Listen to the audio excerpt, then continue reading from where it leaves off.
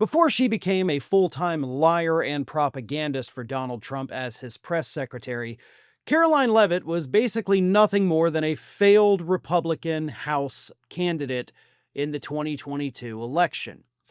She lost. She lost by 8 points to a Democrat in an area where a competent candidate on the Republican side probably would have won, but she failed. And that campaign, by the way, from 3 years ago, is still hundreds of thousands of dollars in debt.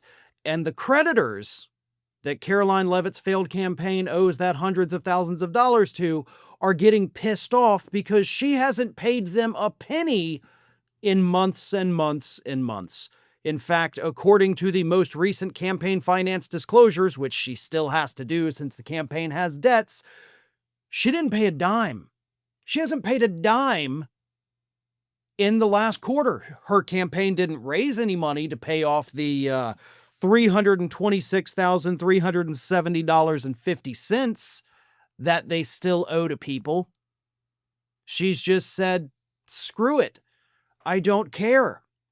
And here's where things take a more interesting turn. Not only does she owe all of this money, but most of the money, according to Open Secrets, or at least a lot of it, is actually not owed to vendors or pollsters or the people who worked with the campaign. No.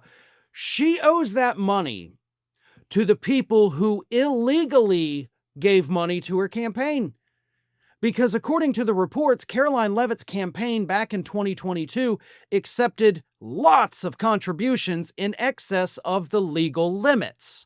And she did file amended campaign finance disclosure forms a while ago, saying that, yeah, oopsie-doo, we took in more money from these people than we were legally allowed to do. Technically, we broke the law. And I would love to pay them back, but obviously I spent the money.